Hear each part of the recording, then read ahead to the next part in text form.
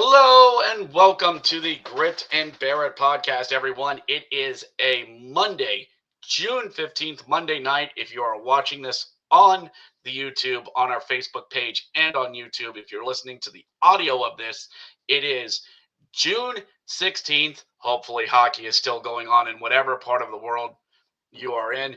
But the big day is here, folks. That's right. The big V is here. I've been hyping it up the past couple weeks. We've been talking about it here on the show, and he is here. Mr. Game 7 himself, the Roaring Man, Mike Vecchione, joins me here on the Grit and Barrett podcast. Mike, thank you so much for joining me and taking time out here to talk to Bears Nation. Thank you so much, brother. Good to have you on the show.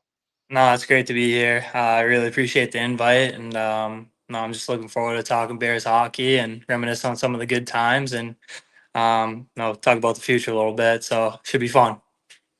Well, we will.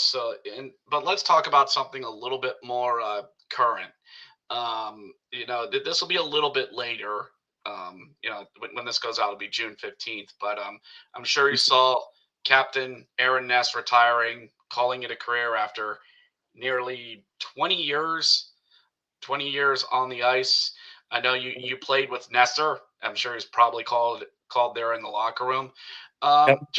Just your quick, your thoughts on Nesser, hanging up the skates. I mean, it's just such an incredible career. You see the accolades, that he's accomplished throughout his career.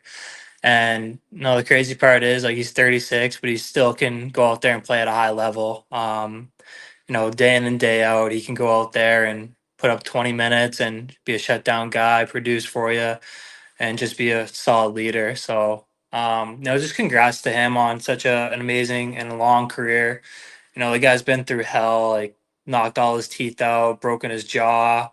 That second Calder Cup run, he had his ankle issue, and a quick story about that. He was struggling so much with the pain, but he didn't want to show it to the guys. He just wanted to be a good leader and, give the guys hope. And he was going out there for pregame skates or warm ups just to, throw the other team off like if he's gonna play or not. So he's out there just buzzing around in warm ups, like against Coachella and just playing mind games with them, seeing if they're gonna, make any adjustments to the lineup or whatnot to see if he was playing. But that's just the type of guy, the toughness that he brought to the team, and he'd say to guys like, I know I'm gonna try. I don't know if I can do it, and then like he go out for warm ups and like he just has this throbbing pain in his ankle and he can't play. But um, no, he's just doing it for the team and doing whatever it took to maybe play or maybe make an impact. But some of the most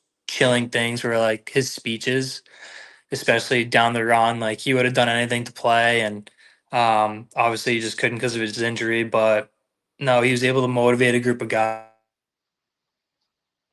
to go out there and do it together when we were losing him and Johansson and Iorio, and we ended up having to go Game 7 against Cleveland. He was just there, the rock, the guy that would just calm the ship and make sure everyone's ready to go. So I can't say enough about the guy. You've probably seen all the Instagram posts and videos of guys talking about him. He's one of the best, humans, around the locker room. He's just so nice. He jokes around. He dials it in. He can play at such a high level, and just good for him for being able to do it for such a long time and have such an illustrious career, playing the Olympics, and obviously have a strong wife and Sam and three boys to take care of. He's just the whole family is just amazing. So no, just congrats to him and everything he's done, and I know he's going to do great things in the future. He's just such a down to earth, loving person, and no, it's sad to see him go, but he deserves to rest up a bit and move on to his next endeavor. But I'm happy he got the captaincy. He's obviously deserved that for a long time, and there was no one better for that role. And no, obviously we share a lot of great moments together as assistant captains, and I learned a lot from him. Even though I'm only 3 years younger than him, he's a role model to me, and um, yeah, I just really thank him for everything he did for me, for Bears Nation, and the hockey world in general. Just this quick question on Ness, and I've kind of had this theory in my head with him. could you possibly see him as a coach in a few years? If that's what he wants to do, for sure. When it comes down to the X's and O's, he's just his IQ is head and shoulders above guys. That's why, like, as a smaller player, you have to know like the next play and what to expect. And he had the speed and the skill to play at a high level, but his hockey IQ, he's there as soon as you get the puck. He knows when you're going to dump it and he knows where it's going to be.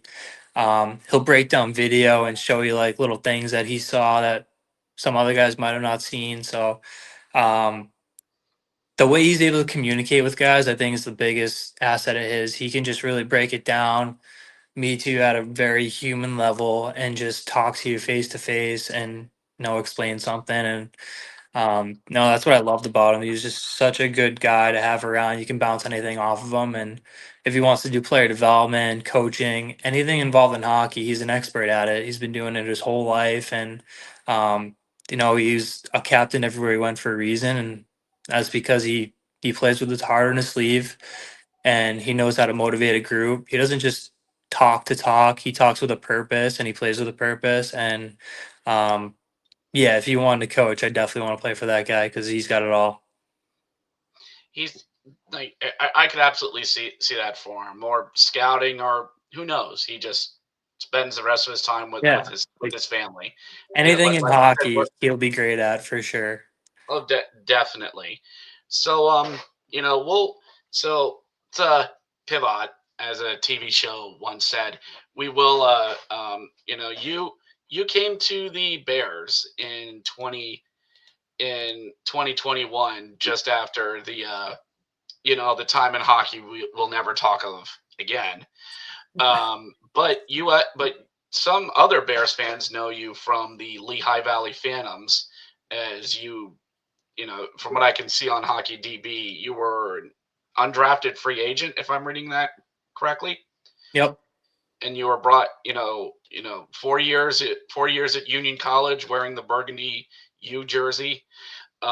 You spent a couple years with the Phantoms, and then it seemed you went to the Rampage for a year, then Colorado Eagles, and then you land in Hershey. That's a bit of a journey in the American Hockey League, to go from the Phantoms to San Antonio, a team that doesn't even really know if it's going to be around, to the Colorado Eagles, and then Hershey. What was it like to go from those couple teams in such a short amount of time?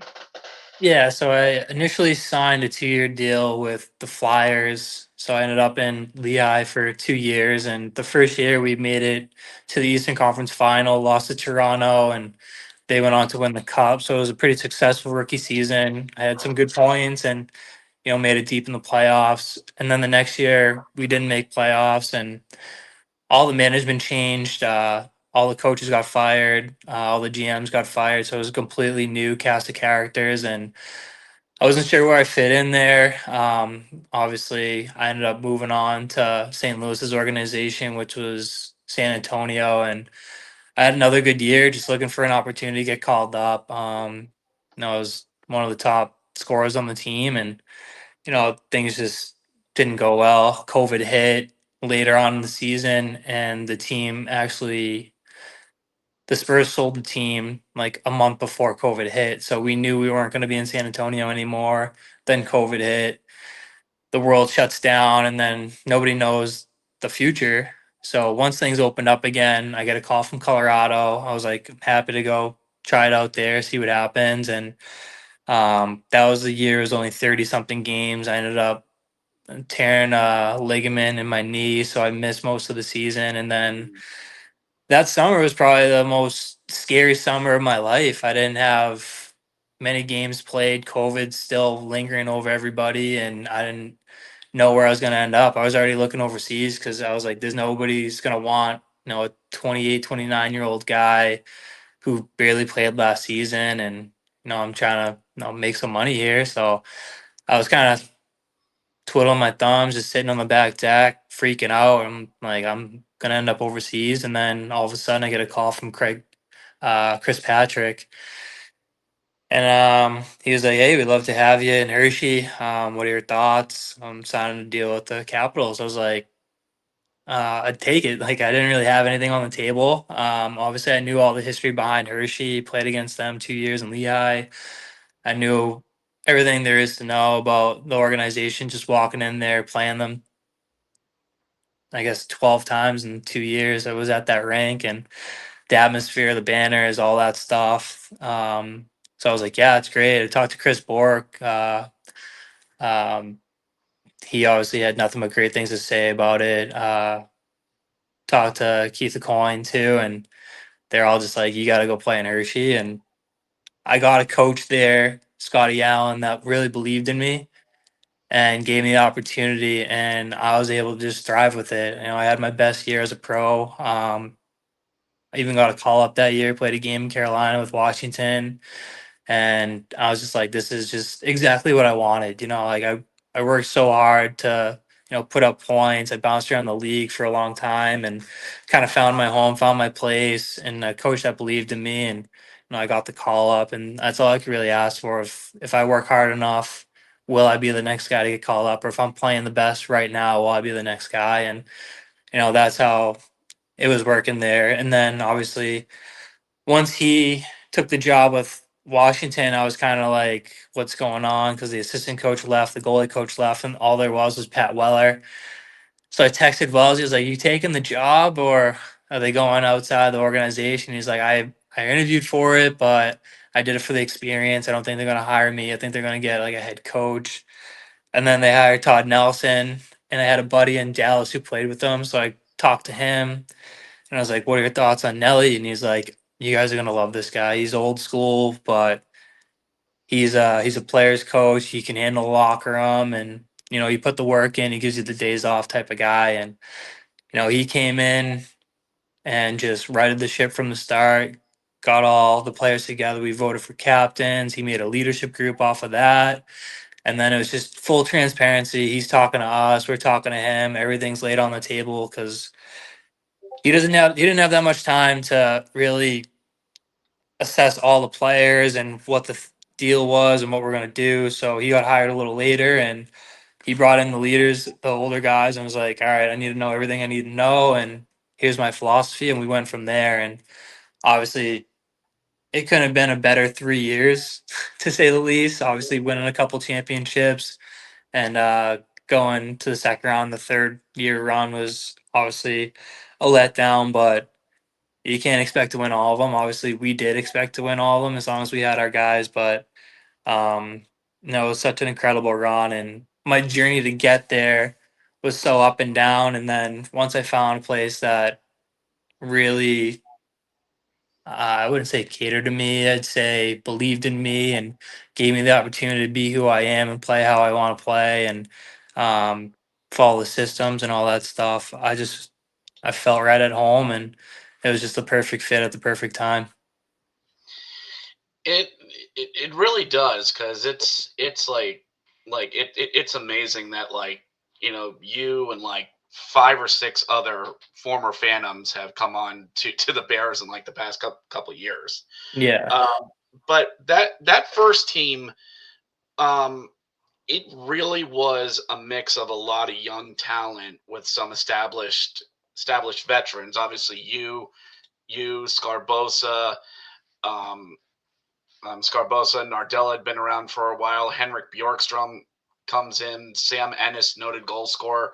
But there was a lot of youth on that team. Ethan Frank, Connor McMichael, Hendricks LaPierre, Snively, Gersich, Rybinski, others. I could keep going down the line Yeah. um, with that team. It felt like that team, it was a very hardworking team that year. Were we talented? Yes. But it felt like Nelson really had a hardworking team that was able to make it work in the playoffs with running it, with getting past Charlotte, taking care of Hartford, but also running into an equally as hardworking team in Rochester. Yeah. I mean, like I said before, Nelly really instilled that work ethic in us. And you could see it just the way we were willing to block shots, hit guys, scrum it up, just all the little things that take a toll on other teams. Like we played very strong defensively. We obviously had Fuchs, we had Shep. We believed in them obviously to shut the door every single time. But everyone's out there just working hard, playing to our systems, and like the Rochester series, like you said, was such a great indicator. Like two equally matched, like skilled teams, play hard defensively, but just 1-0 games. Just like grinding, like 2-1. Like it was just such a tough series. But I mean, you name all the players that you name, you're like, you have so much skill, but then you go play Coachella, and those guys had skill. Like they were scoring at will, doing all these crazy things. And I'm like, I thought we were a talented team, but these guys are on a whole different level. And it just came down to the way that we played at home, just strong defensively, blocking shots, just doing whatever it took. And we were able to edge out a couple overtime wins at home. We go back to their rank. Every game except game 7 was a blowout. I mean, it was 5-0, 4-0. Game 6, I think, was 6-2. And Mm. then, we won 3 overtime games and a 1 goal game where everyone's laying out to block the final shot and you couldn't even hear the whistle blow. But that was Nelly for you. He skated us hard. Our practices were always difficult. As you got closer to games, it would obviously lighten up, but we were battling. We were doing some heavy skates, so we would have the legs in the third period and we would have the legs in overtime. And he would say that consistently from the start of the year to the end of the year. Anytime after practice, we're doing conditioning. He said we're putting money in the bank. We're depositing money in the bank. We're all like, what does that mean? And he was like, well, when we need to take a withdrawal out in the third period or late in overtime when guys are tired, like this is when it's going to pay off. And we'd all joke and we'd laugh about it. And then you look that whole playoffs that first year, we only got stronger as the game went on and we didn't lose an overtime game. So like after that first year, we're all like joking about it, giving him shit and everything. And then he brings out the facts like we got better as the game went on and we didn't lose an overtime game. And we're like, hey man, like that's where you're the head coach for a reason. You understand what it takes. And the next year was the same thing. We were just everybody bought in because we knew it worked. Obviously, we lost that 1 overtime game to Cleveland, the Christensen, where he roared at us, but that was a huge mistake because we came back roaring, and Garrett Rose scores that game 7 winner to propel us to the championship, and we didn't hold anything back. We won that one in 6. So, um, yeah, it's just like the amount of time and effort and just like the grind of playing and practicing with those guys. It was just so much fun because we had such a great group of guys, and obviously like we talk about Nelly all the time, but like Booter and Wellesley and we call Adam Perna the video guy Blade, and all these guys, even you, the goalie coach. We all just meshed so well together. We could all just talk to each other. We could all joke together. We could take it seriously if we needed to. And the training staff, the equipment guys, like every single person associated with the Bears during that span was family. Like Nelly brought everybody together. We had a big pig roast to bring everybody together and just really set the tone for the season that this is our family. This is who we need to rely on. And, you know, it was just like the coolest thing I've ever been a part of because everybody did love each other. Everybody believed in each other and we were able to do such great things once you establish that foundation and really come together as not just a team, but as like a whole family unit, like wives, girlfriends, parents, siblings, whoever is in town, they're always welcome to be a part of this family. And um, I've never experienced anything like it. And I think that's why not just those teams were great, but just the Bears organization in general, because that's all I've heard about the Bears since I've come into the league of how great the foundation, the culture, just like the alumni, everything about it is just so special and it means something. And um, I'm sure if everybody could, they play for Hershey because it's that type of place. Yeah, we hear that a lot, and I think the late great uh, Gordie Howe said anyone who's anyone in the world of hockey has come through Hershey, Yeah, and he is. He is not wrong, Yep. in a way. So let me ask, how did you come up with the roar celebration? I'm sure you probably heard that a couple times, but Yeah, like yeah. like where was that something you just improved or just a thing? Yeah. Um, so it was after my first year in Hershey, so year two. I don't know where it came in. It might have been like on the golf course, preseason, anything like that. But I was just messing around. I'm like roaring like a bear. I got the claws out and everything. And I was like, I might just do that on the ice. Like we're on the golf course, I chip, get a birdie. I'm always doing like the Kuznetsov eagle thing, like a birdie. Or if I get an eagle, I'm yelling eagle. But then like I don't know, maybe just like one of those things. So like I must have like made a putt or whatever, just like roar real quick. I don't even think I was on the golf course, but I was thinking about it. I did it in an inter squad scrimmage. I scored in a shootout on Garen Bjorglen. Came down the bench and I just like roared at everybody and they were just laughing hysterically. And they're like, "You got to do that on the season opener." I was like, "I'm gonna get beat up if I start roaring at guys out there."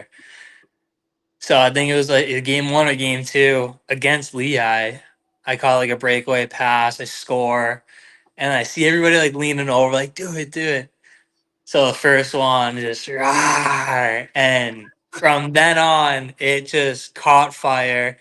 Everybody was just heckling me to do it. I'm cracking up. The fans are doing it. I'm getting asked to like do it at practice.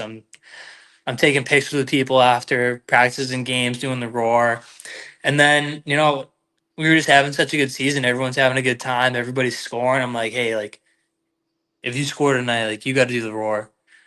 And say, like, Connor McMichael would do it, Borgie would do it, Beck would do it, Mo would do it. It just started, like, everybody who would score would come down. Rawr. You see it in the video that they made for us when we won. Like, it catches fire. Everybody's doing it. And it kind of became our identity. It just, I don't know like what else to say about it, but it was probably one of the funner things I've been a part of. Everybody's roaring. Nellie's roaring at us after a big win.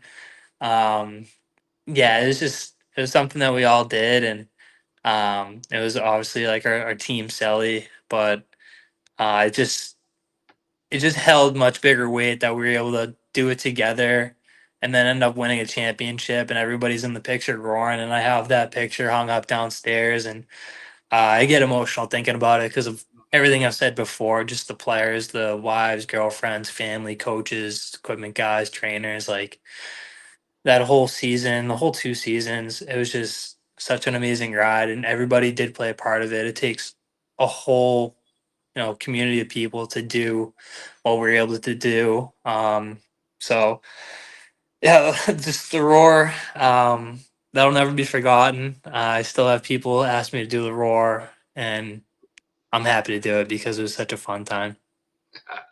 That is amazing, and you're right. Especially in today's age when teams try to look for anything to go either viral or to make a marketing campaign.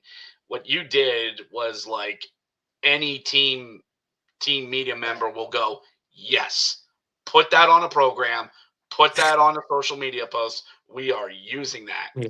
And So, it came so organically too. It wasn't oh like yeah, anybody told us to do this or that.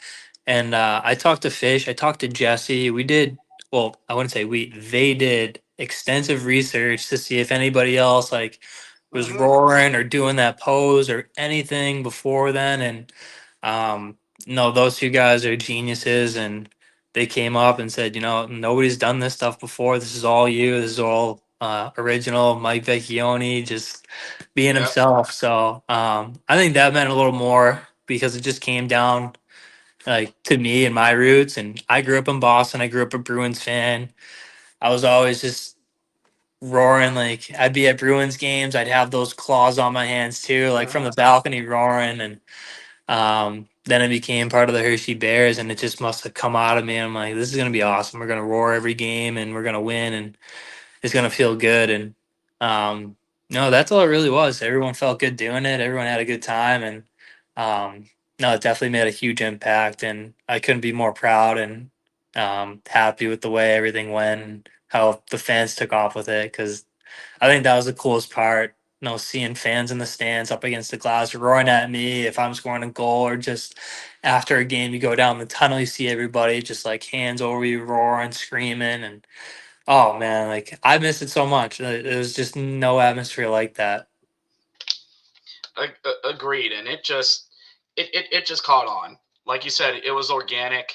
Fans will attach themselves to something that's organic and feels something Hershey can do. And like you said, a few other teams tried to mock it, and they were smited for their Yep. efforts. The hockey gods despise such things. Um, so, um, you know, you don't mind we'll tap on a game seven, your shot. Do you still get goosebumps thinking about it? And do Yeah. you even like and do you even like remember like what, I guess better words, like your mindset, what was going through in kind of that scramble, and then is everything else just a blur after that? Uh I still get chills thinking about it. I can picture it in my head like it was yesterday, like type of thing, from the D zone draw to being in the offensive zone and creating the goal. Cause like that's what people kind of forget. Like we started in the D zone and like Hmm. Borgie, I'm pretty sure Borgie won a face off. We get possession and then like we make plays to get out of the zone. I stretch to the far blue line and I get a pass. I get over the blue line. I throw it over to Borgie. We called him the magician or whatever because that guy could dance with the puck, and you could see Hmm. it on that whole clip. Like he's got the puck and guys can't get it away from him, and he's getting double teamed. And I'm just trying to go in there and help, but like he's spinning off guys, doing his thing, and um, he rolls out. He tries to give me a little backhand sauce and doesn't quite reach me, but I whack at it. Ethan Frank's standing net front, doing a good job, just trying to be in the right position at the right time, and he ends up whacking it back to Borgie, and I just kind of continued over the pile because there's I think 4 or 5 guys just all Yeah. clustered in there. Obviously, it's late in overtime, and nobody wants to give up a goal at that point. And I mean, I try to take that first shot, it bounces around. Ethan Frank whacks it, Borgie gets it, and he's just like doing his thing, and I just go to the back post where nobody was, and he was able to find a seam, and I had a wide open cage, and I shot as hard as I can in the back of the net. And from there, it just like full like euphoria. Like I Hmm. scream as loud as I can possibly scream. I throw my gloves and helmet off before I even know like what hit me, and I'm roaring right into Carlson's arms. And um, your mindset goes from like just so focused on the task at hand, especially when we start in the D zone. It's like, all right, my assignment is we win the draw, I box out, I go to my point, we break the puck out, and then like we just try and get into the O zone and we start to work. And then it goes from like such focus and just like you're playing hockey. And I feel like at that point of the game you're playing a little conservative because it's late in the period of overtime, and you don't want to give up that last goal, like everything I already talked about, but you still are driving, driving, driving, and like we score, and I just I got chills again thinking about it. Like it goes in the Hmm. back of the net, is screaming, and everybody just starts jumping on you, and then you get like completely lightheaded, blackout, claustrophobic, all that stuff. Because I'm already out of breath from yelling, screaming. Everyone's hugging me. I got Gabe Carlson crushing me, and then I got Big McElrath crushing me. Two of the biggest guys on the team. Um, and then you just got every wave of like next wave of players just like squishing you against the boards.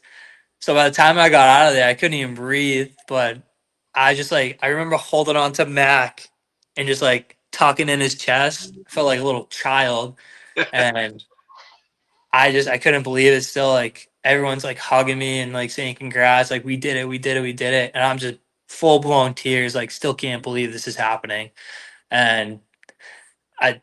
every time like I watch that video at the end of the season video, like I break down because like you hear Fish say like I don't know what to say. I can't even put into words. Like it's just so emotional. It's just you work so hard throughout the season, throughout your entire life to win something as big as the Calder Cup. And obviously, every kid's dream is to go play in the National Hockey League and raise a Stanley Cup. But obviously, that wasn't in the cards for me. Like I think I put my best foot forward and I tried my best, and only ended up with 3 games. But the AHL is where I was supposed to be, and just that whole season from start to finish was, you know, one of my best AHL seasons career wise, points wise, and just the stuff we were able to win. Like I just had such an amazing year and it was such an amazing ride. And to do it with those guys too, like we weren't the favorites, we weren't the top seed. Like Providence was better than us. They beat us 5 out of 6 times that year. They end up getting knocking out. And I was like, all right, we have a pretty clear shot to the final. We obviously had to play Rochester, which was a tough series, but got through them, and Coachella was the favorite, and we just, we did whatever we could to keep it close, I guess, the first couple Mm, of games. But then, like I said, we were able to take those withdrawals from the bank and beat them in overtime and late games. And Game 7, like everybody talks about it, we're down two, and Shep makes that huge save on the PK on yeah. Carson Twarynski. He makes the save, and Hmm. the thing that always is just ringing in my head is that Fish said it as soon as he Hmm. made the Oh save. yeah. If the Bears want any shot at winning, like that's going to spark them. Like Oh that yeah. was the play, and I think that same power play we came down and Connor McMichael scored, and then obviously um, Lapierre has that insane tip from Vinny Iorio shot. I'm just like, how did you just? How did Lapierre come behind the net and able to jump in front of the D man without hitting the goalie and creating goalie interference and tipping it off like his shaft?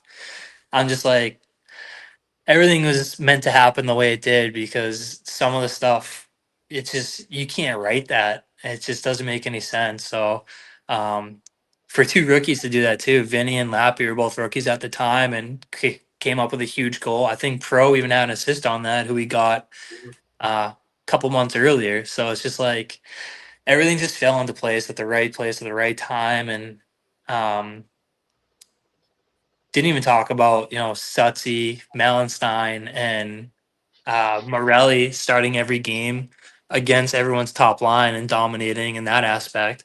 And it was so rewarding for those guys to score the first overtime winner in Game 3. They're always starting the games. They're playing Yeah. against the top lines. I think Beck knocked the glass out of the rink 3 times from hitting guys. Mo is just such a heavy, tough player. Could play power play PK. Like I would never want to play against those 3 guys, to say the least. And those are the 3 guys that sparked us in Game 3 to, win that one at home, just to get one under our belt. And then obviously Game 2, or no, Game 4, sorry, I had a big game. I was in a huge drought, scored 2, had an assist. We win 4-3, I believe. And then Garrett Pilon's winner in Game 6 or Game 5, rather. Mm, Like God. everybody just had like their moment, and it took everybody. And people forget Scarbs like messed up his shoulder in the first round, and Yeah. we had Henrik Borgstrom, who played 5 years in the National Hockey League and put up really good numbers coming off the bench and playing for him. So it's just like, it's crazy to think like you lose Scarbosi, a top center, like you're going to drop significantly. But Borgstrom was out of the lineup. He had some concussion problems. He wasn't playing to his best abilities, and he came in the lineup. First game back against Hartford, he scores the overtime winner, and he was all set from there on. So I mean, there's just so many little storylines that you kind of weave in and out of throughout those playoffs, and um, it really is special how everything came together and how we were able to win that. I can definitely tell you, like I remember each and every thing that you were naming here. Heck, we could even say like how much Gabriel Carlson, the big defenseman, the big lad, how he he was a great minutes eater and a good defenseman out there He too. was huge for us. You should have seen his leg. He had so many bruises from block shots. Him and Mac, they were the best D pairing because they're both 6'4". Mac played a little more physical. Carl's played a little more stick on puck, finesse, like make those passes. But playing against those twin towers, man, like you weren't getting shots through. You were getting beat up. I mean, Gabe, like you said, minutes eater, just doing all the little things the right way. And then Mac, just one of our big leaders, intimidating, burying guys, and just setting the tone. I mean, you had Vinny playing with Nesser, like a rookie playing with an established veteran who you can rely on. That's perfect. And then you had Lucas Johansson, who's as calm, cool, collected as anybody, playing with Logan Day, who's the same type of player. Just sit back in his Yeah. rocking chair and let the game come to him. So from top to bottom, I mean, it's crazy. I mean, you had Sam Annis, who was MVP of the league a few years before, on the third line playing with Lapierre and Protas, who are both NHL players. Yeah, That was our third line, and that's a third line. Any, our I mean, it, our second line was Garrett Pilon, Connor McMichael, and Joe Snively, who all played relatively good NHL games. Obviously, Connor's in the NHL. Snives had good numbers in the NHL. Peels played a few games, had a couple goals. And then we already talked about our fourth line. Like mhm, those guys were dominant. So it was just like from top to bottom, like we were a stacked team, but nobody thought we were gonna win the cup. I mean, Ethan Frank came out of college scoring 30 goals, like the fastest guy in the world. Nobody even talks about that. mhm. Unrestricted free agent. He comes in, he wins the speed skater, he scores 30 goals, and he's a hell of a player and hell of a teammate.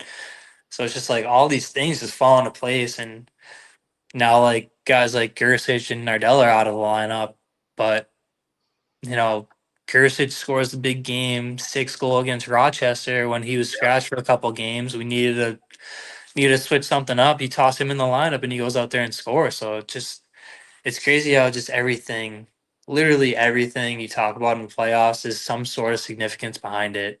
And once we made it to that next season, from start to finish, we knew we had a target on our back. We knew we were going to be one of the better teams on paper.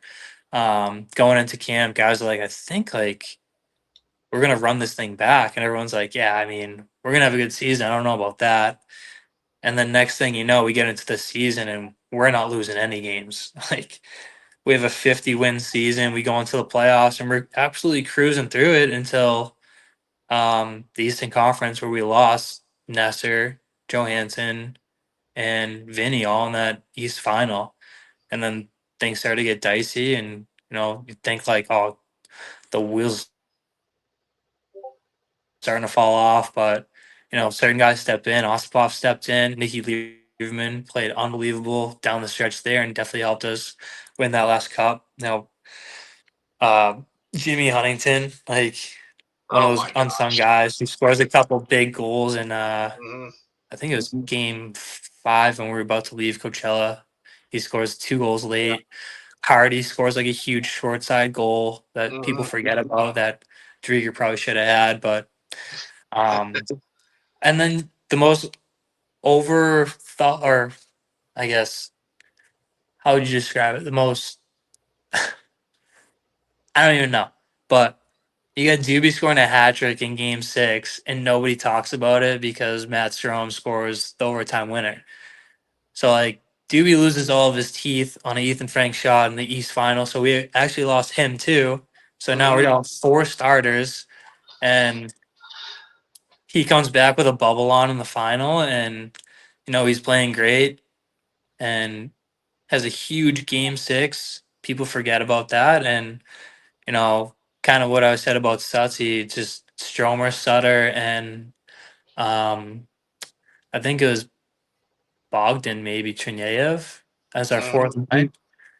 Those guys, same thing, like going to play shutdown minutes against top guys like Devin Sher and Podorowski and all those Colins. Like they're playing the toughest minutes against top lines, and then they go out and score the game winner. I mean, it's just poetic because those guys have been overshadowed, overlooked, you know, looked upon to just PK and take defensive zone draws and like shut down other teams' top players. But for them to go out there and score the big goal, that meant everything to us because they do all the dirty work. They deserve to get the glory, and it was just so good to see those guys come out on top, and it was such a rewarding moment for all of them. They certainly deserved it. They've earned it, and I know that's why they start in most periods and overtime because Nelly trusted them. We trusted them to get us going, and not only did they get us going, they won it for us.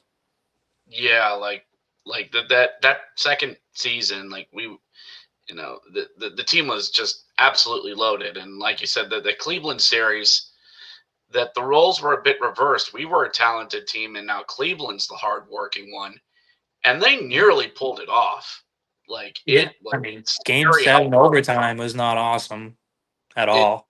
it no that I think that game seven and game five against Coachella Valley, the first one, was probably the most tense I've ever been watching a hockey game. But Yeah, you say you got the photo of your goal. I know the Bears have it across from I think either Zach's radio booth or the production area. And the first time I saw that being up on the media row, I was like, God, I want that in my house. I want that picture. It's perfectly timed as you turning after you scored, doing the roar, and before everybody just collapses on you. Like it is yeah. the most perfect shot. And I'm like, I want that in my house. I want it. I want it up here in the studio. But you were part of those amazing back-to-back runs. The third year, you know, trying to do it three times. There's a reason why it's only ever been done once in the American Hockey League, and that was under very, very different circumstances than what we were than what we play now. And you just kind of sense that the end was coming, and you just kind of enjoyed the ride there at the end. And I know a lot of Bears fans wanted you to stick around, and we still pull for you to come back. So what's it like? What's it like been overseas over there in Europe? Yeah, I mean, it was obviously a tough decision to go over there. Obviously looking at the Bears team this year, they went super young, um, which we saw that coming. Obviously, like at the end of the season, we see all the junior guys coming down. They practice with us. They're in our locker room, or we had so many guys in. We had two locker rooms, so you could see all the young talent just like chomping at the bit to play in this league. So. Um, at the end of that last year, we kind of saw the writing on the wall that there was going to be a huge youth movement, not just with us, but through the whole league. And when push came to shove, I'm 33 years old. I'm obviously on my back nine and just doing the best I can to survive out here. So um, I had the opportunity to go play with Logan and Dubé and Tractor and make a lot of money. And obviously, I signed that, and I was really upset that I had to leave Hershey. And obviously, posted that video of all the good times I had there with everybody. And it was a very emotional time. But um, yeah, once I got over there, I got traded to Barris, obviously, and I got to reunite with Massey and Morelli. So I was either going to play with Dubé and Day or Massey and Morelli. So it was Bears everywhere. And no, it's such a cool experience just seeing that other side of the world. I think the hockey aspect was a little easier. Just the style of play is more fluid, fast, high skill. There's less chipping and chasing and hitting and fighting and clutching and grabbing. Like they're pretty strict with penalties. They love having guys on the power play. Um, One of the cool things about being on the power play is no matter what you start in the zone, whether it's at the end of a period or whatever, you're always start in zone on the power play. So it just creates more offense. And I think that was like one of the cooler things. And then um, not only that, like we had 8 imports in Barris, so it made life a lot easier. Obviously, Massey and his wife were there, so me and my wife were a little more comfortable. And then Morelli came, and then you had Tice Thompson, Max Bowman, Riley Walsh, Adam Shield, Ian McCoshen, like all these North American guys who I played against in the AHL or um, cross paths at some point. So we just became really close and had dinners together and Thanksgivings and Christmases and all that stuff. So we kept it as normal as possible. It was just the language barrier obviously like gets tiring. You know, you go out to eat at certain places and they don't speak English, so it's like all right, like you got to translate the menus. But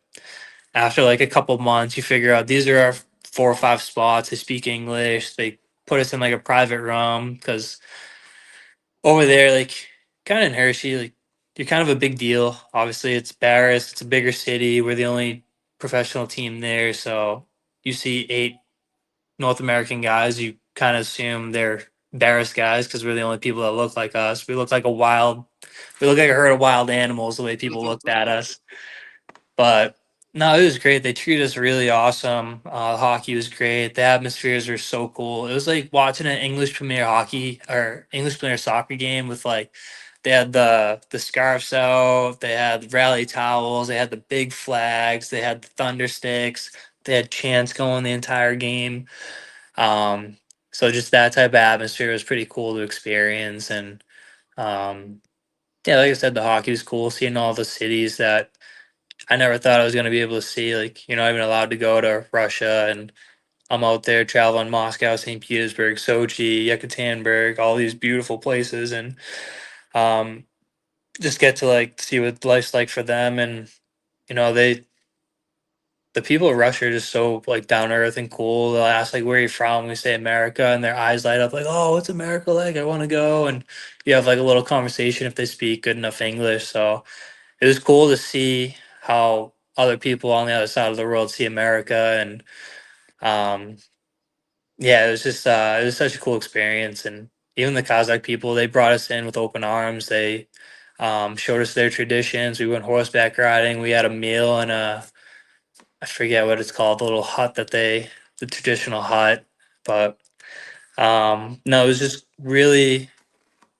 it was really grounding to just go to someone else's country all the way across the world and live how they live and do what they do and just kind of explore all aspects of their culture and learn about it and go to the museum, see their history and um, just kind of educate myself a bit on how they got to where they are and what their beliefs are and all that. So it was a very beautiful city. I was very fortunate to be there, and um, obviously now I signed with Nizhny Novgorod Torpedo Hockey Club. So that's in the Western Conference, closer to Moscow, and yeah, I'm just excited to link up with Bobby Nardella, another Bear. Bear's taking over the KHL, and just he was there all last year, so he's got the restaurants and what am I trying to say, the apartments and all that stuff like all set up. So it shouldn't be much of a transition period, but obviously it's never easy going to a different team, different city, and just starting over again. So I'm a little used to it now. Obviously, we talked about my background bouncing around a little bit. I've always been comfortable with being uncomfortable. So um, it's nothing I haven't seen before, and my wife and I are going to take it and run with it, and then hopefully enjoy it just as much as we did last year. That is awesome to hear, Mike, and that that you found another team you can be with there, and another former Hershey Bear, like you said, Bobby Nardella, former Fighting Irish himself. What good to see that he's finding work over there, and a lot of former Hershey Bears are as well. So we've talked about a good nearly 50 minutes as well. I think that's a good podcast episode. And you could just reiterate one more time for any Bears fans that are listening to this that what team you're going to be on if we can find some way to keep up with you in the KHL. Yeah, it's Torpedo Hockey Club. They're on Instagram. It's obviously tough watching the games. I think you need like a VPN because they don't let you stream in the US, Yeah. obviously with the restrictions and all that. But they do a good job. KHL on Instagram too, covering highlights. So I think the best way to do that is you can obviously take it to Instagram. Some teams do YouTube.